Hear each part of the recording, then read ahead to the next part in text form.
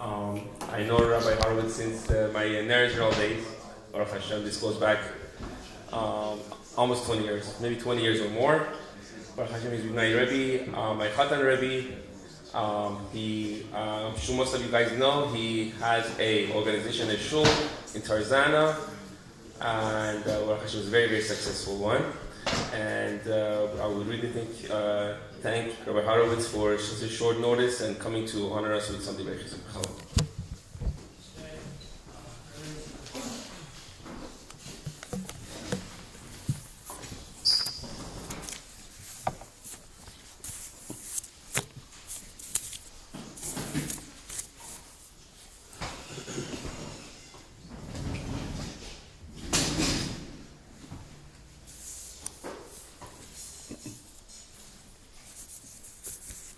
As I was getting ready to leave my house this morning, my wife asked me, "So what are you going to say? What are you going to say? What can you say?"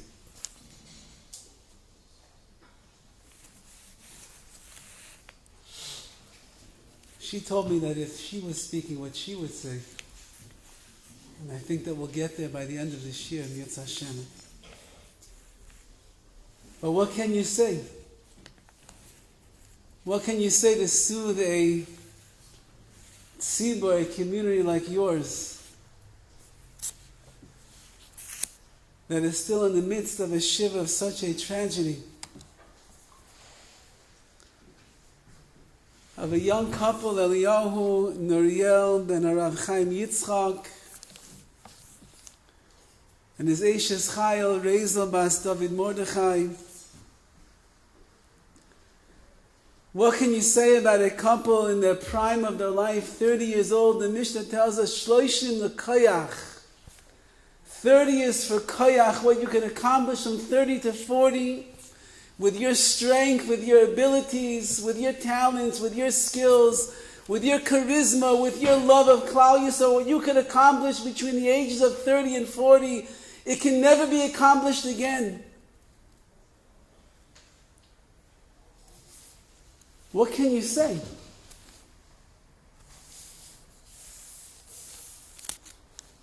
There's nothing that I can say that will be able to console and comfort the hearts of this community that are broken over such a tragedy that happened, as they're on their way to a chasana, on their way to a wedding of Eli and Raizy,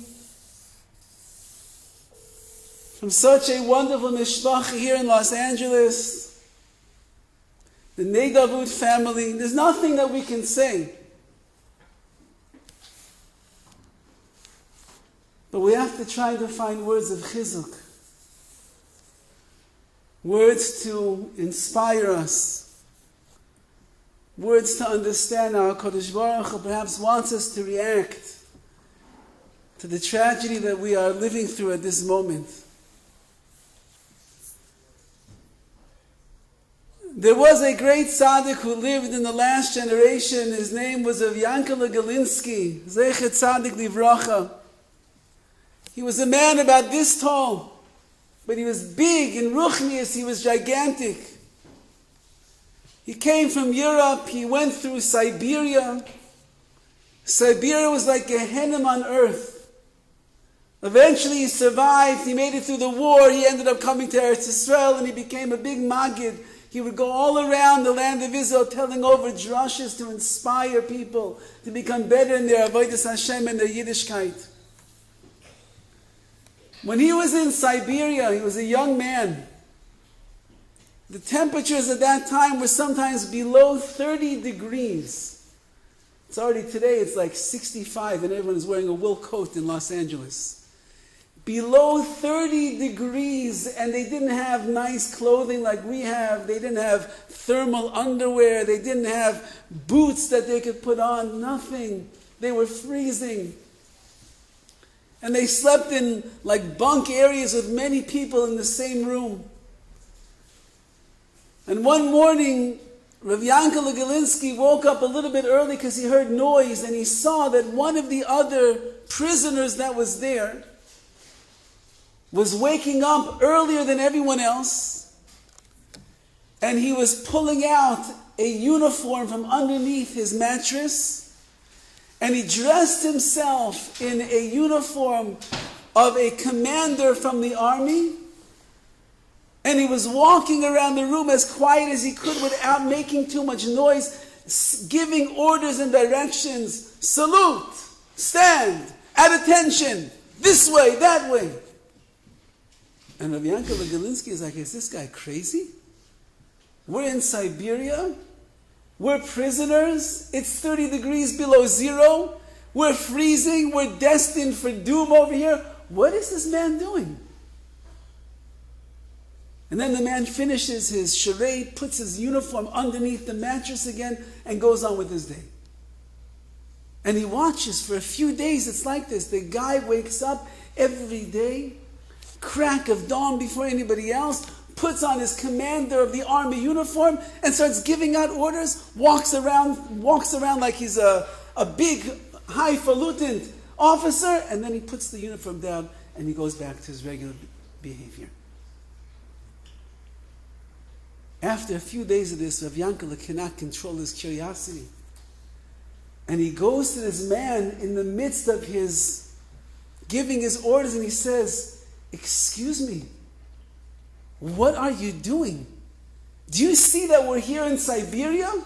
Do you see that you don't have any officers at your beck and call? What are you doing?" So the man said, "Before they brought me into Siberia, I was the commander-in-chief of the army. I had hundreds and hundreds of soldiers that were under my rule and my jurisdiction. They took me in and they stripped me of my medals, they stripped me of my power, they stripped me of my prestige. But there's one thing that they will not strip me of. I will never forget who I really am. And I will never forget what I really used to do. Because they're just trying to break me down right now. So every day I have to put on my uniform. I have to give the orders. I have to remind myself what I once was. So that these people will not break my reserve and my resolve." When tragedies come to a person in their life, when tragedies of this stature and this nature hit a community the way that they have, very often the spiritual begadim, the clothing, the uniform that we wear throughout the year, that uniform, that spirituality of Emunah, of bitachon, of believing and trusting in Hashem, of remembering who we really are, how we really communicate with our neshama and the Rebbeinu Shalom. When tragedy strikes, very often, unfortunately, the first thing to go is the beautiful clothing of our Emunah, of who we really are. The first thing to go is our strength. The first thing to go is our character. The first thing to go is our davening. The first thing to go is our mitzvahs, our mitzvot. When a person is living in the Siberia of tragedy, right away, we start to forget who we really are. And at times like this, HaKadosh Baruch Hu says, don't forget who you are and where you come from. We are B'nai Avraham, Yitzchak, and Yaakov. It's in our DNA. We go all the way back to our Sinai with Moshe Rabbeinu and Aaron HaKohen. You go back to the Baba Sali, you go back to the Chavetz Chaim, you go back to Rebbe Vaji. It's in your DNA. We are Ma'aminim, B'nai Ma'aminim. We are people who believe. We are the children of believers. Our Emunah is coursing through our veins. And when tragedy strikes, Rachmana litzlan, very often we weaken under the pressure. Something that is so impossible to understand. A husband and a wife, 30 years old, expecting a child, 9th month of pregnancy, happiest moments of their life, going to the wedding of a cousin, of a relative. They're going to see everybody. They know how it's going to be. They're going to walk and everyone's going to look at the wife and say, ooh, we're so excited. You're having a baby. We can't wait. A bris, a kiddush. What's it going to be? We can't wait for you. They're going to feel like $1 million that night when they go to that wedding. A man with talent, with charisma, with a beautiful voice to elevate neshamot. And the first thing to go, right away. How? Why? HaKadosh Baruch Hu, I don't understand. What's it all about? What's it worth anyway? Don't forget. We cannot forget who we are. HaKadosh Baruch Hu, He dresses us in the most beautiful clothing of Klal Yisrael. It's not about the belt with somebody else's name. It's not about the clothing that maybe has shotness in it. You'll never get it checked because just in case you won't be able to wear that Hugo Boss suit on Shabbat. It's about the clothing of ruchni, of spirituality, that we wear everywhere that we go, that reminds us who we are. We're Jews. We're Ma'aminim. We believe in the Ribono Shalom. We believe Nistarim Darchei Hashem, the ways of Hashem are so hidden we don't understand. But Afal Pike, nevertheless, we never stop believing in Hashem. And in the times of tragedy, in the times of a loss of this stature and this nature, HaKadosh Baruch Hu needs us more than ever to be strong. He needs us more than ever to continue to come to the minyan, shacharit, mincha, arvit, and pray to Hashem. He needs us to listen to the words of the rabbi about the mitzvah of muktzah on Shabbat, and to take it a little bit more seriously, and think twice the next time before we pick up our car keys. Or we move something with our elbow like this. HaKadosh Baruch Hu wants Klal Yisrael at a time when there's such a loss and such a void. We all have to do what we can do to fill what is missing here in this world. I was not zoche to meet Eliyahu Eli. Could be maybe I saw him once. But what I understand is he was a very big personality. He had a lot of kochot, a lot of potential, a lot of strength, a lot of talents, a lot of skills, a lot of beautiful neshama, beautiful davening words of tefillah, beautiful mitzvot, beautiful Torah, love, avat Yisrael. When all of that leaves the world in an instant like that, HaKadosh Baruch Hu says, who's going to fill the void? Who's going to pick up his shacharit? Who's going to pick up his mincha? Who's going to pick up his arvit? Who's going to love Klal Yisrael a little bit more today the way that he did? Who's ever left in the world is going to do that. And HaKadosh Baruch Hu says, don't forget who you are at this time. The great Mashiach of Mir, going back into the days of Europe, Rabbi Yeruchim Levavit Zeichet Tzadik Livrocha, he used to say over the following: if you have questions in life, you have questions on HaKadosh Baruch Hu and the things that He does, how He runs His world, Ein tshuvot, there are no answers. Because we can't understand the ways of Hashem. You'll never be infinite, you'll never be omniscient, you'll never be omnipotent. You'll never be able to see what was, what is, and what will be all at the same time. You're not a Bari Olam, you're not a creator of this universe, you're not a Mashiach, you're not running the world every single step of the way. That's not us, that's Hashem.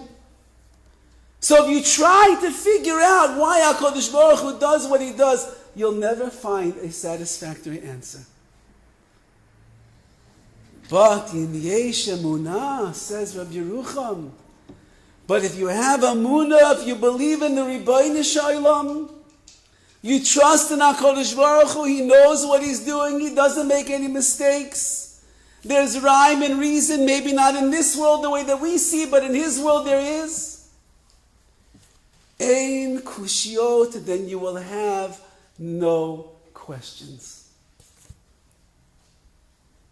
If you have Emunah, and you believe in the Ribono Shel Olam, and you trust in Hashem, then you will have no questions about the things that He does. Because you believe that HaKadosh Baruch Hu knows very well exactly what He is doing in this world. Rabbi Akiva, the very famous Rabbi Akiva, said over the statement, La'olam Adam loymar. A person should always say. He didn't say you say this line once in a while. You say this line when you're having a bad day. You say this line once upon a time. La'olam Adam loymar. A person should always say. Kol de'avid rachmano. Called the Avid, Rahmana Letav Avid. Everything that Hashem does, Letav Avid, He has done for the good. Said Rabbi Akiva, if you want to make it through life, you want to make it through this world, you want to make it through tragedies, you want to make it through the unknown that is too difficult for the mind to grasp and wrap its head around, then you have to get used to saying the following statement. And that is that everything that HaKadosh Baruch Hu does, Letav Avid, it's all for the good. Whether you will be zoche to see it in this world, or we will have to wait for the world to come, but you have to know everything that Hashem does is for the good, because there is no bad from Hashem. When HaKadosh Baruch Hu, when Chazal say kol everything, they mean literally everything that Hashem does, similar to the words of Chazal, HaKol b'yidei shamayim chutz miyirat shamayim. Everything is in the hands of heaven. Rashi explains, and the Meforshim explain, every little detail and nuance of a person's life. From the moment that you were conceived, how you're going to look, where you're going to live, who your parents are going to be, who your siblings will be, the kind of car that you will drive, the place that you're going to live, everything, whether you'll be healthy, sick, poor, everything. Hakol, it's all under the jurisdiction of HaKadosh Baruch Hu. He didn't miss a single ounce of your life. He's taking care of it all. And so we say the same thing. Kol the Avid Rachmana. Everything that Hashem does, every little thing that goes on in this world, the greatest simcha of your life, it's HaKadosh Baruch Hu, Letav Avid. You can see that Hashem did it for the good. Kol the Avid Rachmana. Everything that Hashem does.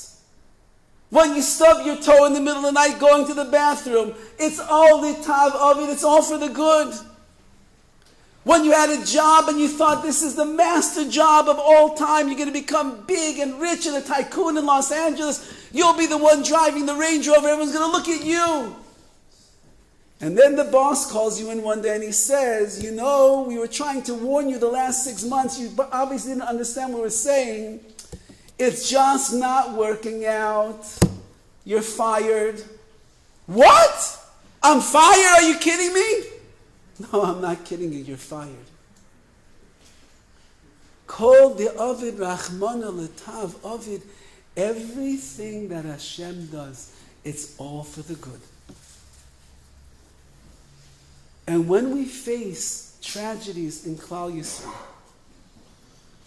although we don't understand, and although we can't see, and although we don't understand what HaKadosh Baruch Hu is doing, because it's impossible for the little tiny brain that we have to grasp the infinite of Hashem. But one thing, im yesh emunah, if you believe in the Ribono Shel Olam, then there's no questions. Because we know that HaKadosh Baruch Hu doesn't make mistakes. The question is, what does He want from us? We had a Rebbitzin come to our community several years ago. When her son was born, he was born with his heart backwards. And if you don't get the right treatment immediately, that child is not going to live more than a few days, most likely. And at this time when her son was born, the treatment was rather primitive in Eretz Yisrael. There were no real experts in the field. And this mother realized she better act fast, otherwise her kid is going to die. And so from the hospital bed, she begins making calls, and her husband, who's a very big Rosh Hashiva, Talmid Chacham, starts making calls. And they start looking into things, and they make this connection, that connection, this one, that, and it began a long journey for the health and the refuah of their son. And Baruch Hashem, she showed me a picture not so long ago. He had a wedding, and he has children, and he's living a healthy, very good life. So she said over the following: when HaKadosh Baruch Hu brings certain things our way, the question that we need to ask is not Lama, why HaKadosh Baruch Hu are you doing this? Because that answer we will never understand. But rather you take the word Lama, Lamid, Mem, Hey, and you just switch the Nakuda, you switch the emphasis of the vowel, and you say Lema. For what purpose are you bringing this, HaKadosh Baruch Hu? I will never understand why, but for what purpose are you bringing this to my life? For what do you want from me? What is my reaction going to be? And if a person begins to understand the answer to that question, and they begin to examine their own life, and they begin to think about things in their own life, what could we do? Where could we improve? Where can we make changes? Then the question of Lema is not in vain. There's a lot that will be gained. You probably remember years ago when the Sassoon family in New York, Rav Gavriel Sassoon, had to go away for some kind of a training seminar on Shabbos from his family who lived in Flatbush. And he was in another part of the community on Shabbat. And suddenly on Shabbos morning he sees Hatzalah coming into the shul where he is. And they said, Sassoon, Gavriel Sassoon, yes, you need to come with us immediately. And he comes immediately. What happened? What happened? He says, your family. What happened to my family? Because he had left his wife and his children at home for that Shabbat. What happened? And they said, we're so sorry to tell you there was a terrible fire in your house on Friday night. 7 of your children burned up in the fire. Your wife and one of the daughters, although they were already burned, they jumped out of the window and they're in the hospital right now in critical condition. And they rush him to the hospital on Shabbat to go and see his wife who is lying there between life and death, and her daughter between life and death.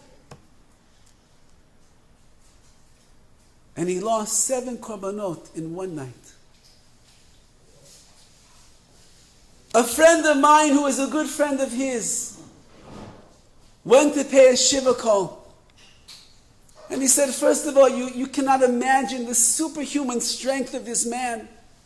sitting there, lost 7 of his children, his wife and his other child are in the hospital fighting for their lives, and he's sitting Shiva, all by himself. A nightmare. But his Emunah was so strong.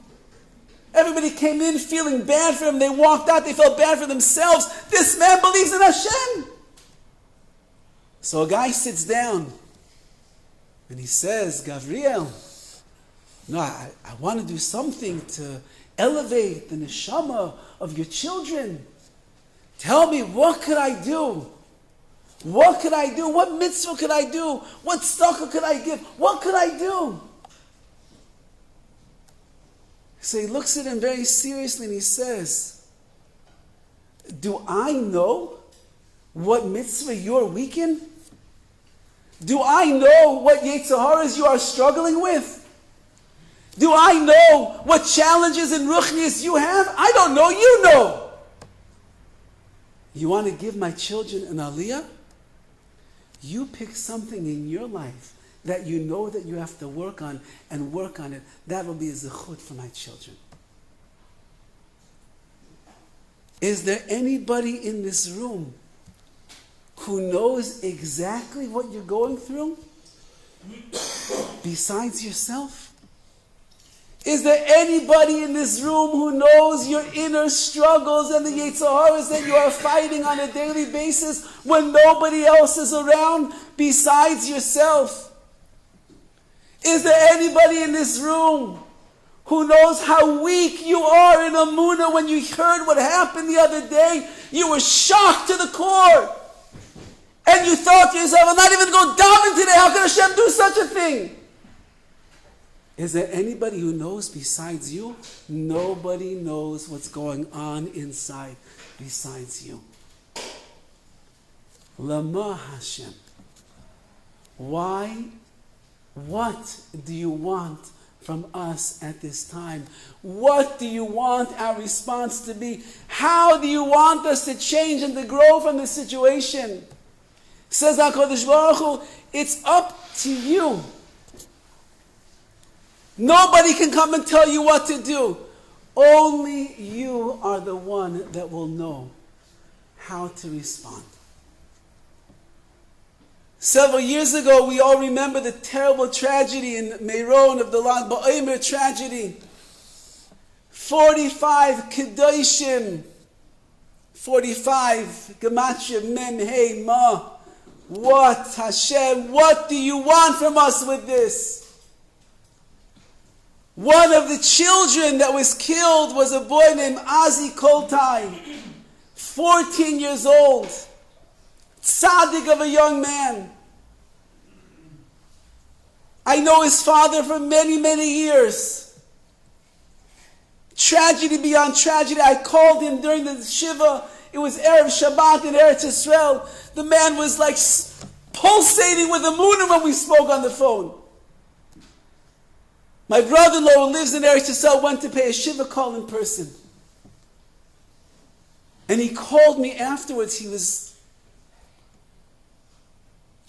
He couldn't even understand there's such a person in the world. And he said he walks into the room, and here's a father who just buried his last child. He lived in America for the Koltai family lived in Passaic, New Jersey, in America for many, many years. They always dreamed of moving to Eretz Yisrael. Finally, 14 years or so before that, they moved to Eretz Yisrael, and this was the one child they were zeicha to have in Eretz Yisrael. They raised him b'kedusha, b'tahara, exactly the dream they had of this child. And he was a tzaddik. And all the stories that went around afterwards, a tzaddik, his midot, his yirat shamayim, his learning Torah, his tefillah, his kibbud am his avat Yisrael, everything about him was tzidkut. And they just lost this child. In such a tragic moment, they sent him off to Meron. He wanted to be there for the big maimed, the big gathering that takes place, Kedusha Rabbi Shimon Bar Yochai. tefillah, davening by the kever.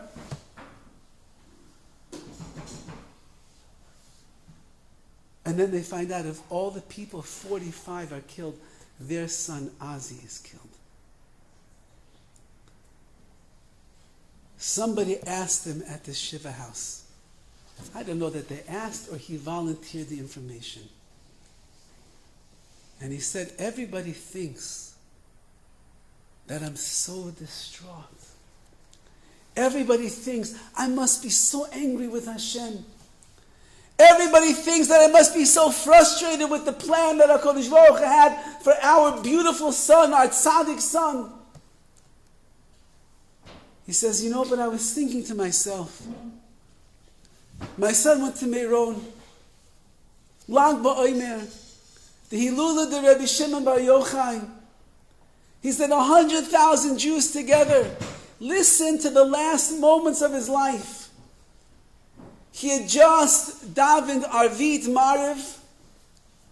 Then all 100,000 people were led together in Kabbalat Malchus Shemayim. They screamed out, Shema Yisrael, Hashem Elokeinu, Hashem Echad. And then a few minutes after that, my son left this world. After being together with 100,000 Jews, a last tefillah to Hashem, being Mekabel O Malchus Shemayim, Shema Yisrael Hashem Elokeinu Hashem Echad. That's how he left the world. What more, he said, could a father ask for his children? That when they leave this world, they leave in such a holy and a pure and a beautiful way.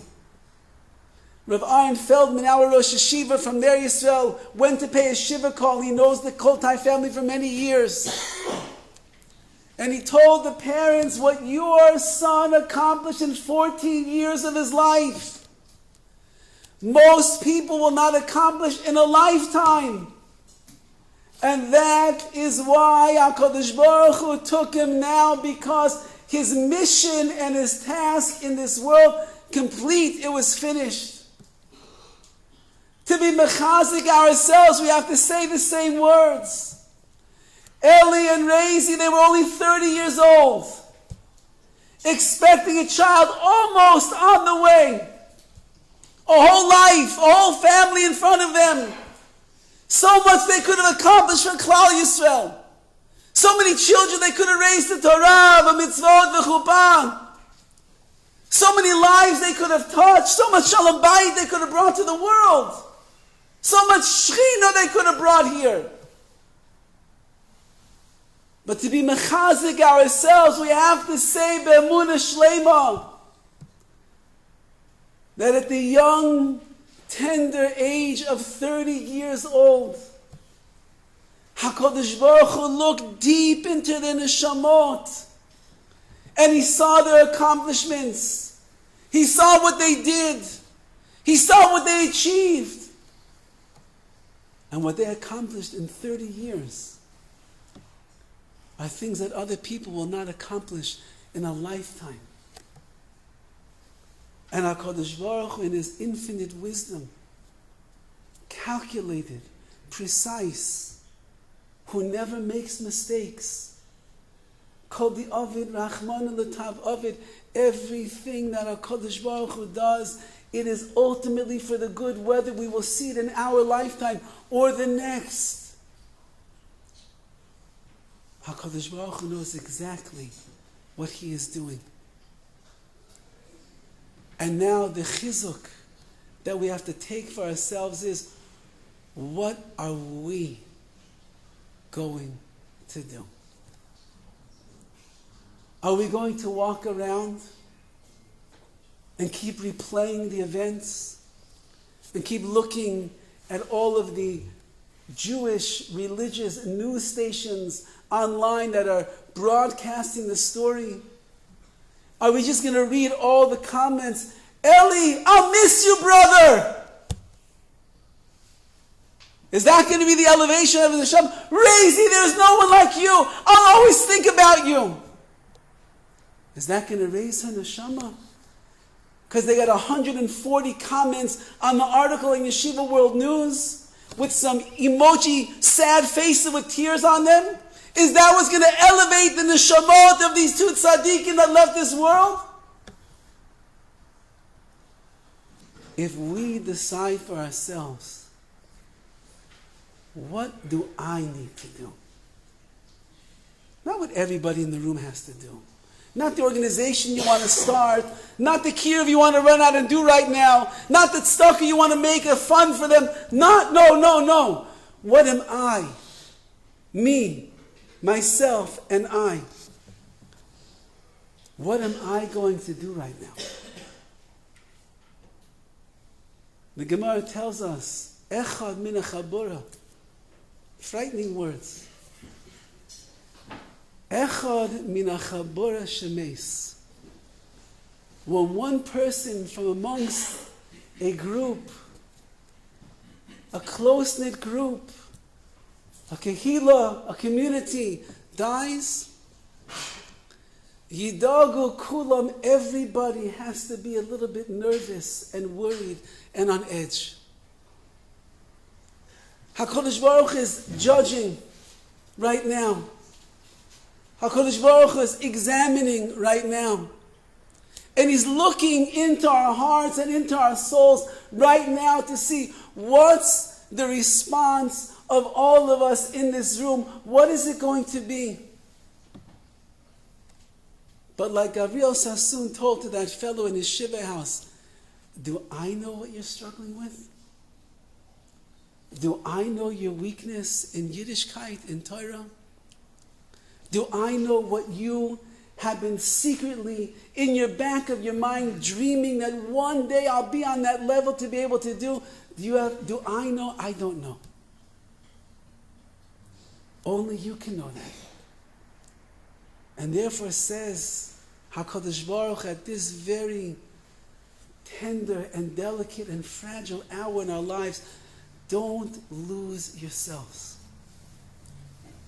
Don't forget who you are. Don't forget why you came to this world.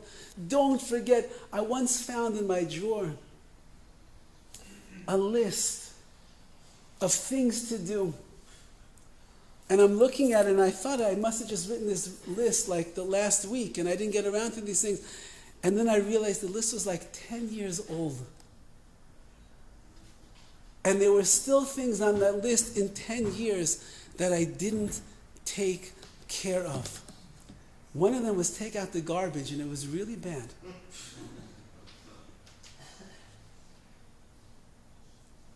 How many plans have we had in our lives of the things that we're going to accomplish? The person that we believe that we could become. The husband that we are going to treat our wives with the right kavod, the right honor. The midot that we're going to work on. How many times did we tell ourselves, okay, this is the year I'm going to change? Yeah, I'm sure that all of your wives are struggling with those extra 10, 15 pounds. How many times have they started a diet? They called the expert in Lakewood. They called this one over here in New York. They went online, they found this, they went to nutritionists, they starved themselves, and it lasts for about, 3 minutes or so.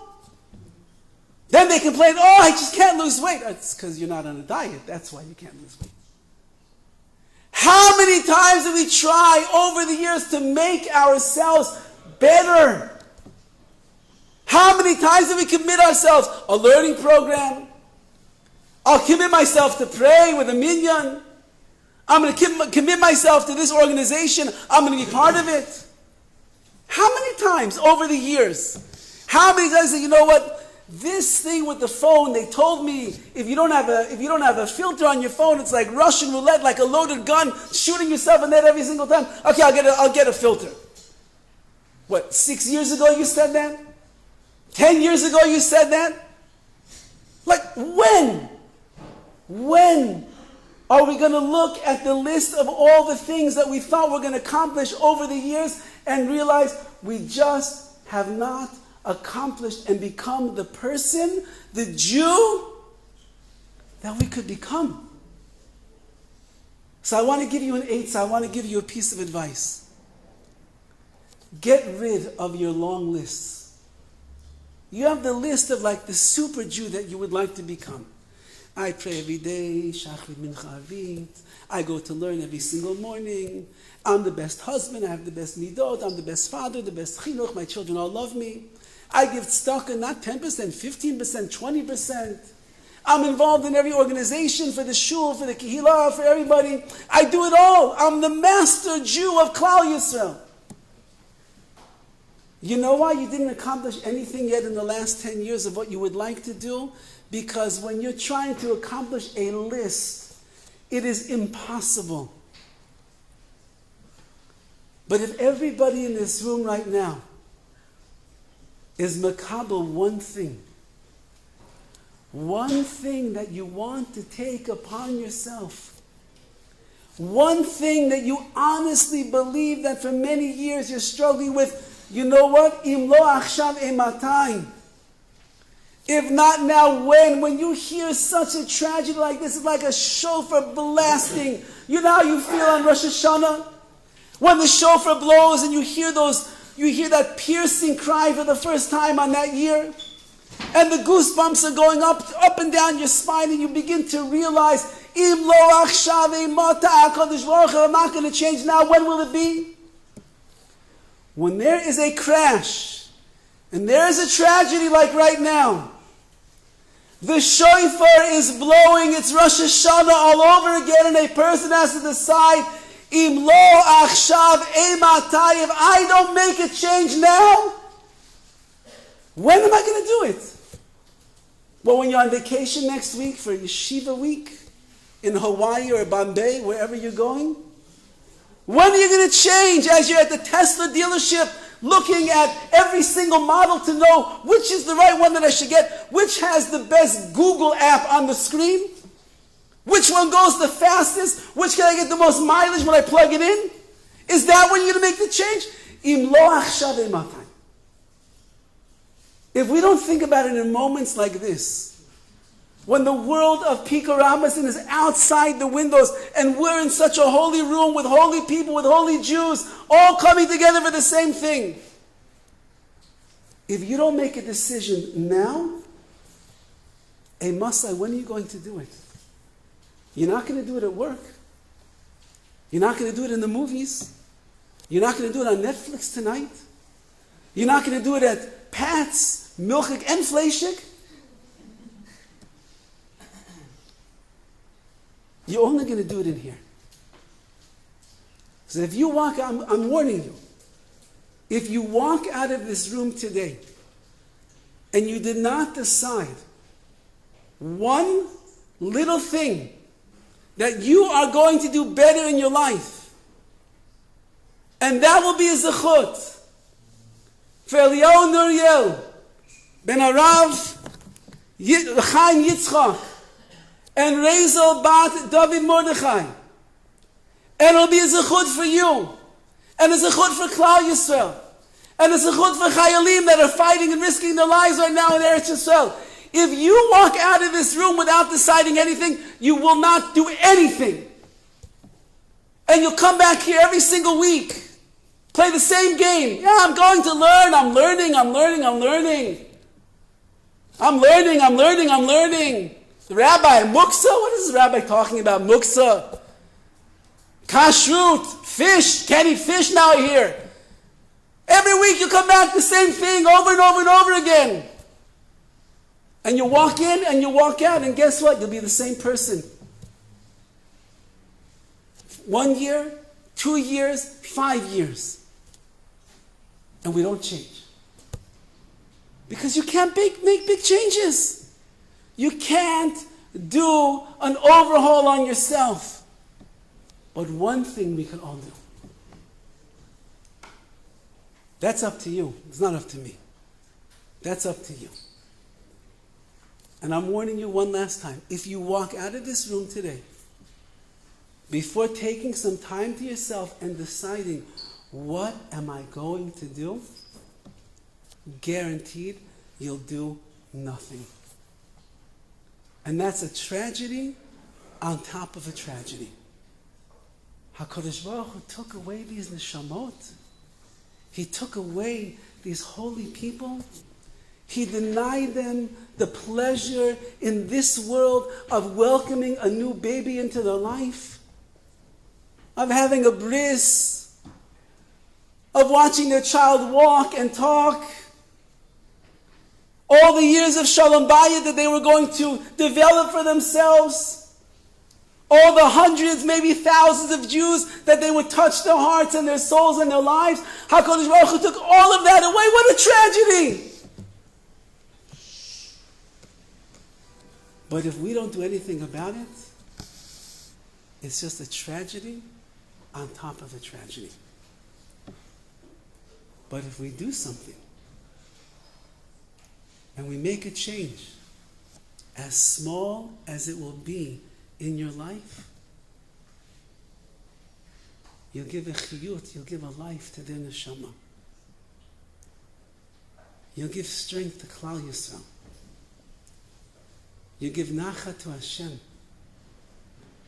And you'll give chiyus, you'll give elevation and inspiration to yourself. I want to leave off with the idea that my wife asked me if I would please speak about. Because what can we say? After 120 years in this world, a person is going to stand before HaKadosh Baruch Hu. And he's going to ask us a list of questions. Now, it's worthwhile to see the Gemara over there because you better know the answers to these questions before you get there. Otherwise, it's going to be a very rude awakening. One of the questions is, Tzapisa leYeshua. Did you wait for the ultimate redemption and Hashem's salvation? Tzapisa leYeshua. Did you spend every day of your life waiting? Now the word tzapisa, tzapita, doesn't only mean waiting, but it's a lashon of tzefia, of seeing. Which means tzapisa leYeshua. When you saw things going on in this world that were unexplainable, incomprehensible, tragic and painful and too hard to bear, Tzapisa leYeshua, were you able to see at that moment that this is just one step in HaKadosh Baruch Hu's world? That He's bringing us closer to the ultimate Yeshua, the ultimate salvation? Do you believe in korbanot, that some of the greatest people that are leaving the world right now, they're the korban of Klal Yisrael, because Hashem has the Mashiach around the corner? Were you able to see that when this person was going through their suffering in life, it was moving the wheels of Mashiach getting closer? Tzapisa leYeshua. Did you have Emunah b'HaKadosh Baruch Hu? Did you believe that everything Hashem does is for the good? Did you trust in HaKadosh Baruch Hu and His decisions? And then when we get there and we answer HaKadosh Baruch Hu, yes, I was waiting, Hashem. I saw HaKadosh Baruch Hu. I didn't waver in my Emunah. I didn't trade in my clothing, the honorable clothing of Klal Yisrael, the DNA of Avraham, Yitzchak, and Yaakov, the Baba Sali Rebbe Vajra that's coursing through our veins of Emunah and Bitachon. I never traded in. I never forgot who I was in this world. Says HaKadosh Baruch Hu, Ashrecha. Fortunate are you. Fortunate are you who help to be the people that are hastening, that are bringing Mashiach Tzidkenu quicker and faster to our world. I just want to leave you with one last story. One of the great tzaddikim in the 1900s, I believe he passed away in 1960, was Rav Aryeh Levine, Zeichet Tzadik Kodesh Livracha. He is the father-in-law of Rav Eliashiv. And Rav Aryeh Levine was a tzaddik. He was known as the tzaddik of Yerushalayim because he was all over the place, always doing the most amazing chasadim, the most incredible mitzvot, the greatest love, Avat Yisrael, that he had. There was nothing that was out of his ability to be able to do. He was there for everyone all the time. And he had a very difficult life. He lost children, more than one. He didn't live with any luxuries. He was very poor. He and his wife went through many things together. He had difficulties with Klal Yisrael, difficulties with the government. He had all different things. Hard life, but he was always smiling. When he was nifter, when he passed away, he left in his tzava, in his will, I don't want any accolades, I don't want any praises written on my tombstone. I only want one thing written on my tombstone. I want the words that we say, many of you say every day after davening, the Ani Ma'amin, the Emunah Shalema, the Yud Gimel Midot of the Rambam. And the last one is the following words, Ani Ma'amin be'emunah shalema, I believe with complete faith. Shetiyeh techiyat hametim be'eit she'ale ratzon me'et haborei yitbarach shemo. I believe that techiyat hametim, Hashem will bring back the dead when He sees fit to do it. Shemo v'yis'alev zichro la'ad u'le'nesa netzachim, forever and ever and ever. That's the final belief that we have in Hashem. We live in a world of galut. We live in a world of struggles. We live in a world of challenges. We live in a world of darkness. But we know there will be a day when Mashiach will come. And when Mashiach will come, all of the neshamot that were once in the world, they're going to come back. And you'll be reunited. Reunited with your parents, reunited with your babas and your zaydas, the mama June and the baba June. With the great tzaddikim of all generations, they're all going to come back. And we believe in that be'emunah shalema. And he said, that's all that I wanted to say on my tombstone. An unusual request. Years after he passed away, there was a tragedy in Yerushalayim. A young girl, maybe the age of 5 years old, passed away tragically. And she was buried in the same cemetery as Rav Aryeh Levine. It's the cemetery in Sanhedria, in Yerushalayim. You can go there and you can see this, you can see it yourself. She's buried over here and he's buried over here across the way. The mother of this child was unconsolable. Shiva, nobody could be menachem her. After Shiva, she's going to the kever, crying, she's wailing, she's mourning. Nothing comforted her. One day, she's walking away from her daughter's kever, her grave. She suddenly sees the tombstone of Rav Aryeh Levine. And she reads those words, Ani ma'amin be'emunah shalema. I believe with complete faith. Shetiyeh techiyat hametim be'eit sheya'ale ratzon me'eit haborei yitbarach shemo. That when Hashem sees fit and it's the right time, He's going to bring back all the dead in techiyat hametim, and we're going to see them once again, be reunited with them. And when the mother saw these words, she broke down crying and she realized it's only temporary in this world that my daughter is no longer going to be here. One day Mashiach is going to come and we'll be reunited with each other. And she ran to the children of Rav Aryeh Levine and she says, you don't know how much nechama your father gave me. For weeks and months I'm inconsolable. Nobody can make me feel good. But I saw the words of your father's tombstone. And suddenly I'm filled with faith, with belief. Mashiach is going to come. I'm going to see my daughter again. We're going to be reunited with each other. And Rabbi Levine's son said, that's why my father put it on his tombstone. Because he knows that when people come to the cemetery, they're so depressed, and they're so broken, and they're so sad, and they're missing that person who's no longer in this world, and it's so much pain in their hearts. The last chesed that he could do in his life was, after he's no longer here, that anyone should be able to come and see a Mashiach is around the corner.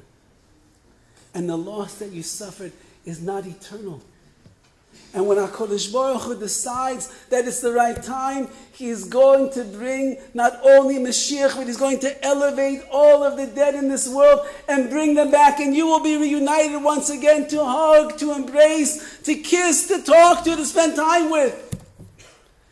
And so our final idea today is that although the tragedy is so fresh and raw and painful, Shloishim L'Koyach, 30 years old, they could have accomplished the world. Rav Moshe Feinstein Zeichet Tzadik Livrocha once wrote a letter. There was a family who experienced a terrible miscarriage. And the mother and the father were besides themselves. What are we going to do? Now we're not going to have this child. There was so much pain. And he wrote them a letter. The Gadol Ador wrote a letter, and he told them, you should know that every single child that you conceive, whether it makes it into the world or it doesn't, it's your child. And when Mashiach will come, or when you will go into the next world, and you will go up after 120 years, you're going to see the neshama of that child is going to come running. Mami, Tati, Abba, Ima, I'm yours. And so we believe, Emunah Shlema, that Eli and Raizy and their baby are in Shemayim together, celebrating their Kedusha, celebrating their life, celebrating being close to the Shekhinah. We believe that in Shemayim and the davening for each and every one of you to say, Im lo achshav eimatai, if I don't make a difference and a change in my life now, when will it be? When I walk out the room? When Lenny's kasita comes for lunch? Or over a burrito, you're really going to change your life, I'm sure. Maybe over some of these chips and almond rokas you could change your life, but not over a burrito. Now is the time, Rabbi Say. And if we take advantage of the time that HaKadosh Baruch is giving you in this holy room over here, with so many holy people who came together for the same reason, and you decide to change one thing, one, not two, not 3, not 10, not 20, one little tiny thing. That will be the greatest zechut for Eli and for Raizy. It'll be a zechut that will give koyach to the chayalim that are fighting on the front lines right now. It'll be a zechut and a nechama for the family that is sitting broken and devastated in shiva right now. And it'll be a zechut for you. Because every little change that a Jew makes is very big in the eyes of Hashem. And Bezrat Hashem, Yitbarach Shemo, we should all be zeichet to see the changes that we make for ourselves. We should be zeichet to be strong and courageous, to be able to do what we've been wanting to do for such a long time already.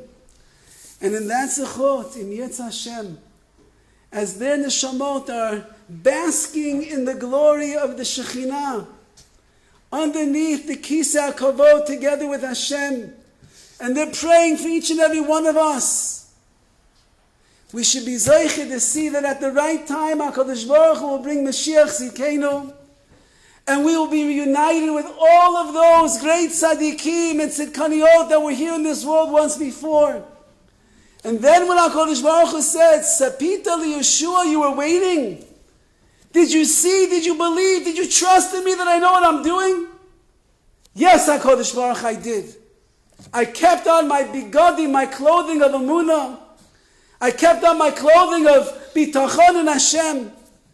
And in that zechut, in Yetz Hashem, we should be zeicher to see the coming of Mashiach Tzidkenu, with the return of all the brokenhearted, with all those that died in such tragic ways. Bimheira v'yameinu.